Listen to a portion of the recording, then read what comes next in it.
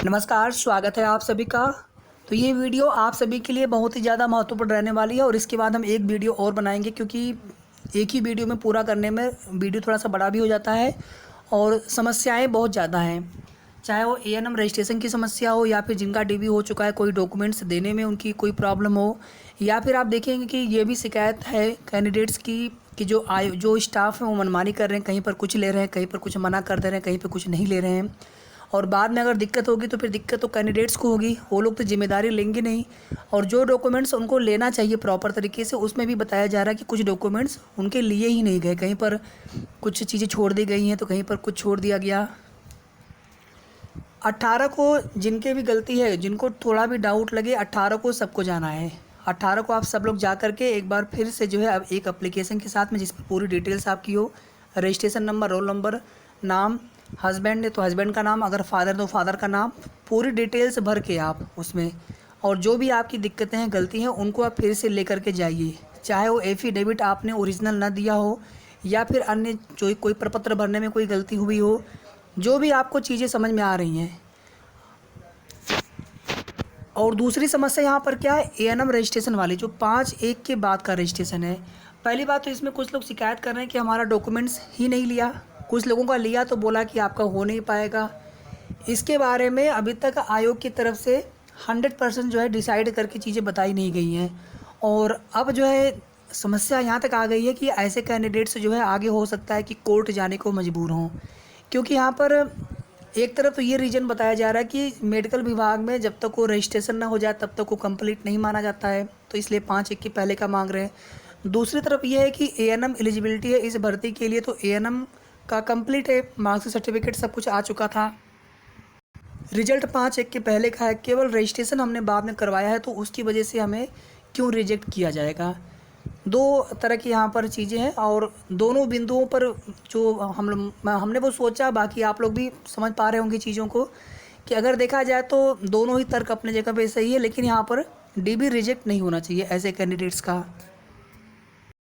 और अभी तक जो है आयोग से एकदम क्लियर नहीं बताया जा रहा है कि ऐसे लोगों का डीबी रिजेक्ट होगा या फिर उसको एक्सेप्ट किया जाएगा, औपबंधिक रूप से ही वहाँ पर स्वीकार किया जाए। इसके बाद देखेंगे कुछ लोगों से एप्लीकेशन भी लिया गया उसमें कि आप एप्लीकेशन लिख के दे दीजिए, और उसके बाद देखते हैं उस पर आयोग का क्या डिसीजन होता है। तो यहाँ पर देख सकते हैं आप सभी, सेवा में यूपीट्रिपलसी आयोग लखनऊ, स्वास्थ्य कार्यकर्ता महिला का डीबी वेरिफिकेशन में एएनएम रजिस्ट्रेशन चेक करने के संबंध में निवेदन है कि अपना नाम, फादर या फिर हस्बैंड का नाम का एएनएम का डीबी परीक्षण 9/6/2022 को प्रथम पाली में चल रहा है, जिसमें मेरा यानी जिस दिन था उस दिन देना था, अगर बाद में दे रहे हैं तो डेट के साथ बताते हुए कि इस दिन हमारा था, जिसमें मेरा एएनएम रजिस्ट्रेशन विज्ञापन के अंतिम तिथि के बाद का है। कृपया मुझे औपबंधिक प्रवेश की अनुमति प्रदान करने की कृपा करें, जो भी आयोग का निर्णय होगा मुझे मान्य होगा। मेरा प्रार्थना पत्र स्वीकार करने की कृपा करें, आपकी महान कृपा होगी। नीचे जो है अपना रजिस्ट्रेशन नंबर, रोल नंबर और नाम, फादर नेम या फिर हस्बैंड नेम, यहाँ पर अपना डेट हो गया जिस डेट को आप देते हैं, और एक तो इसमें ये वाला डेट है जिस डेट को हमारा डीबी हुआ था।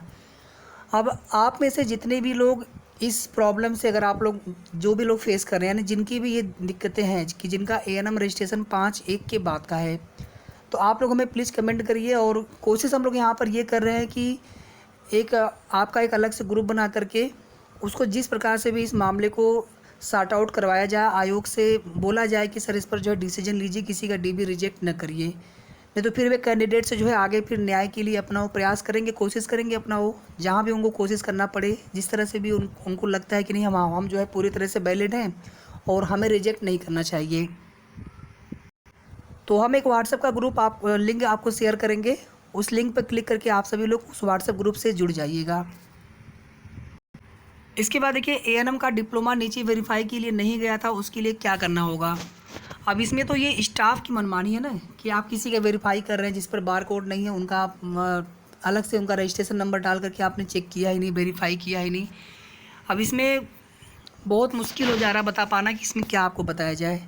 अब इसमें तो हमारा बस यही सजेशन है कि जिनकी भी दिक्कतें हैं, लेकिन 18 तारीख को भीड़ बहुत ज़्यादा हो जाएगी। हालांकि सेकंड शिफ्ट में किसी का डीबी रहेगा नहीं, जिनका छूटा है सिर्फ उनका रहेगा। फर्स्ट शिफ्ट तक जो है 17,713 लगभग कंप्लीट हो जा रहे हैं, ठीक है। जबकि देखेंगे 18,500 कितना हज़ार तक वहाँ पे सेकंड शिफ्ट तक के लिए वो रखा गया था, जो बनाया गया था वो टाइमिंग स्लॉट। लेकिन उसमें फिर कैंडिडेट्स वहाँ पे है नहीं, तो सेकंड शिफ्ट के लिए उन सबको बुलाया गया जिनकी कोई समस्या हो या फिर जिनका डीबी छूट गया हो, जो एब्सेंट थे। तो सब लोग जाइए, देखिए उस दिन क्या होता है, लेकिन समय से थोड़ा पहले पहुँचिए। ऐसा नहीं कि 3 बजे 4 बजे पहुँचे, हम समय से पहले पहुँचिए और जो भी हो सकता है उसी दिन हो पाएगा, शायद उसके बाद फिर मुश्किल है, फिर ये लोग सुनेंगे भी।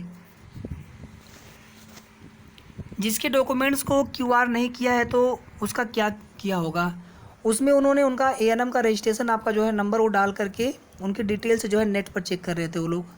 और अगर नहीं भी किया हो तो कम से कम उनका वेरीफाई कर दिया हो, कोई उस पर रिमार्क में कोई ऐसा लिखा ना हो कि नहीं भी इनका चेक करना है। डॉक्यूमेंट्स जब जब रीचेक होंगे तो ऐसे ही लोगों के डॉक्यूमेंट्स रीचेक होंगे, जिनका क्लियर होगा उनका डॉक्यूमेंट्स रीचेक नहीं किया जाएगा, क्योंकि काफ़ी ज़्यादा डॉक्यूमेंट्स हो जाएंगे। ओरिजिनल एफिडेविट नहीं ले रहे हैं वो लोग, बोल रहे हैं कि ज्वाइनिंग के टाइम पे जब सारे डॉक्यूमेंट्स, जबकि एफिडेविट ओरिजिनल ही दिया जाता है। बताइए अब क्या बताया जाए, इसमें कुछ समझ में नहीं आ रहा कि ये लोग क्यों इतनी मनमानी चल रही है, वहाँ पर क्या हो रहा है। ओरिजिनल एफिडेविट दिया बट उन्होंने फ़ोटोकॉपी लिया है, अब क्या करें। डीबी 10 को था लेकिन मेरे 2 फ़ोटो नहीं लिए हैं और 14 से लेकर आज तक में डीबी में लोगों से फ़ोटो लिया गया है। यही सब दिक्कतें हैं ना, जो आपने डीबी की नोटिस जारी की थी उसमें आपने फ़ोटो मांगा था अलग से और फ़ोटो लगा करके भी मांगा था। एक तो आवेदन पत्र पे फ़ोटो लगना था, टोटल 5 फ़ोटो उन्होंने मांग रखे थे, 3 स्वप्रमाणित और जो है 2 बिना अप्रमाणित।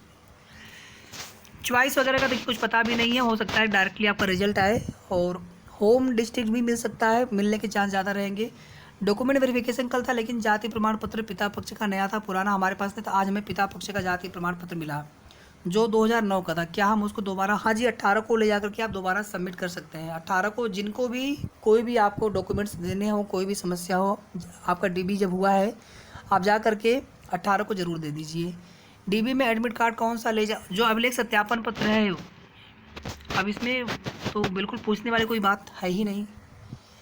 कट ऑफ को लेकर के हमने कल क्लियर बता दिया था, एक वीडियो में किसी रीजन से हमने बताया भी था कि वो नहीं बता पाए थे, दूसरे वीडियो में हमने कट ऑफ को लेकर के जानकारी आप सभी से शेयर कर दी थी। जनरल कैटेगरी से हूँ, मेरा पता और निवास पिता पक्ष से है, मेरा नंबर 70, निवास 6/6/2022 का है तो सिलेक्शन हो जाएगा। निवास आपका 5/1 के बाद का है।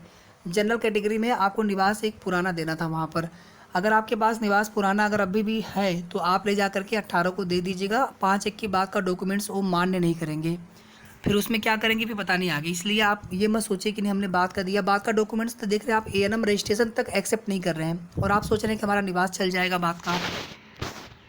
एक्चुअली ऐसा बताया गया था कि एक्सपीरियंस सर्टिफिकेट सिर्फ इसी, चलिए एक्सपीरियंस जिसने ओरिजिनल दिया तो भी ठीक है, फ़ोटोकॉपी दिया तो भी ठीक है, लेकिन एफिडेविट वगैरह जो है ना ओरिजिनल दिए जाते हैं। हमारा भी ओरिजिनल ले लिया अनुभव, फिर बाद में मान लीजिए आपको काम लगता है तो फिर आपको दिक्कत होगी। 62.25 पे हो जाएगा ओबीसी में, इतना मेरिट हाई नहीं जाने वाला है। डीबी में 2 रूम्स में 5 लड़कियां फर्जी डॉक्यूमेंट्स वाले पकड़े गए, ऐसा भी हो रहा है क्या? ठीक है, फर्जी डॉक्यूमेंट्स वाले पकड़े गए, जिनके डॉक्यूमेंट्स नकली थे, अलीगढ़ से बनवाए हुए थे, डिप्लोमा भी फर्जी था। बताइए, मतलब फर्जी वाले भी, और कई दिनों की शिकायत मिली है कि फर्जी वाले भी बहुत लोग इसमें हैं। अब यहाँ पर किसी ने बोला है कि 5,000 रिजेक्ट हो चुके हैं, ऐसा कोई आंकड़ा, ऐसा कोई डाटा नहीं है कि 5,000 का डीबी रिजेक्ट हुआ है। अभी एक बार डॉक्यूमेंट रीचेक होंगे उसके बाद फाइनल जो है डेटा सामने आ पाएगा। तो इस तरह की जो है गलत जानकारी आप लोग मत बताइए कि 5,000 रिजेक्ट हो चुका है, ऐसा कुछ भी नहीं है। जिन लोगों ने जेरोक्स सबमिट की है ऊपर साइन नहीं कर पाए, मतलब उस पर आपने स्व प्रमाणित नहीं किया।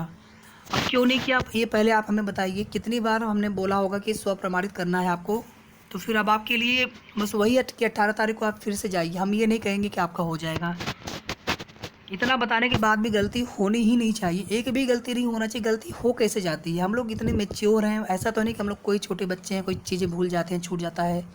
ठीक है, बिल्कुल हम लोगों को एक बार डॉक्यूमेंट्स को एक बार नहीं कम से कम 10 बार देखना चाहिए, कोई चीज़ें छूटी तो नहीं, कुछ उसमें कुछ छूट तो नहीं गया है। एक ही चीज़ हमने कितनी बार बताया होगा।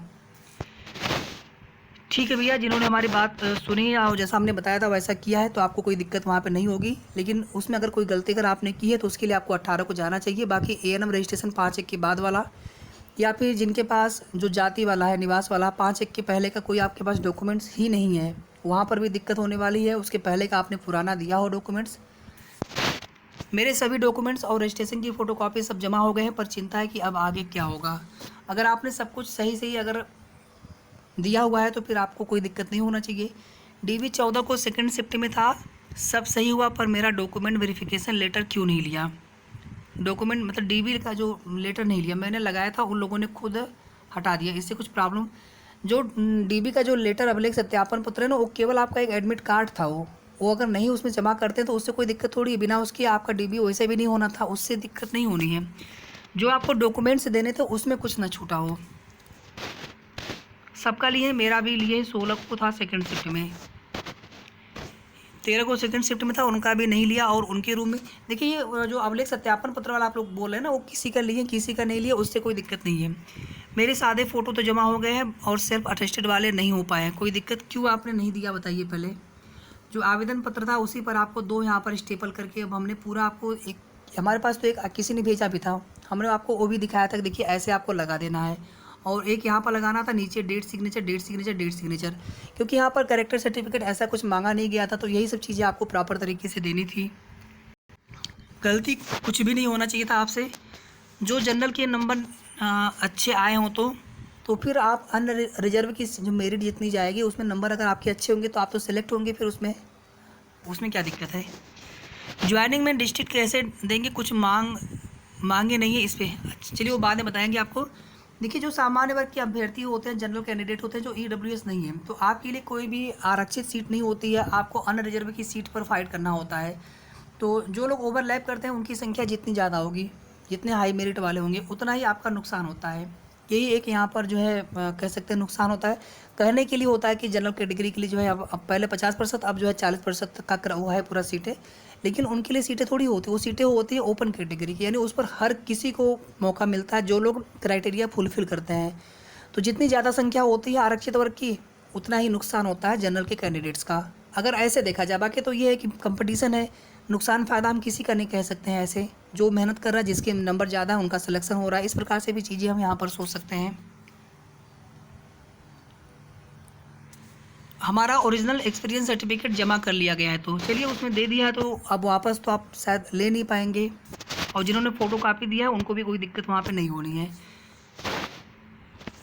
14 को डीबी था, मैंने बाकी डॉक्यूमेंट्स में इंग्लिश में साइन किया था, एफिडेविट में हिंदी में किया था। अब बताइए आपने ऐसा किया क्यों? ये तो मतलब कुछ ऐसे आपके एक्सक्यूज़ होते हैं जो कि समझ में नहीं आ पाते कि ऐसा आप सिग्नेचर तो हर जगह एक ही जैसा करना चाहिए आपको। चलिए मान लीजिए आप कहीं पर आप ड्यूटी करते हैं, वहाँ पे आपने कोई भी सिग्नेचर कर दिया, लेकिन जो आप ऑफिशियली या जो आपके डॉक्यूमेंट्स सिग्नेचर होते हैं वो हमेशा एक समान होने चाहिए, एक जैसे होने चाहिए। इससे कोई दिक्कत आपको वैसे होगी नहीं। DB 16 को था, मेरा आई स्कैन नहीं हो पाया लेकिन वेरीफाइड कर दिए हैं, कोई प्रॉब्लम आपको नहीं होगी इसमें। किसी का निवास ले रहे हैं, किसी से निवास नहीं ले रहे हैं, इसके बारे में हम बता चुके हैं क्यों किसी का निवास लिए हैं और क्यों किसी का निवास नहीं ले रहे हैं। ठीक है, इसके बाद हम एक वीडियो और बनाएंगे, कुछ कमेंट भी आपके रहेंगे और कुछ और भी चीज़ें उसमें हम बताएंगे जो यहाँ पर नहीं बता पाए हैं, जैसे मेरिट हो गया, कुछ और भी चीज़ों को लेकर के, रिजल्ट हो गया।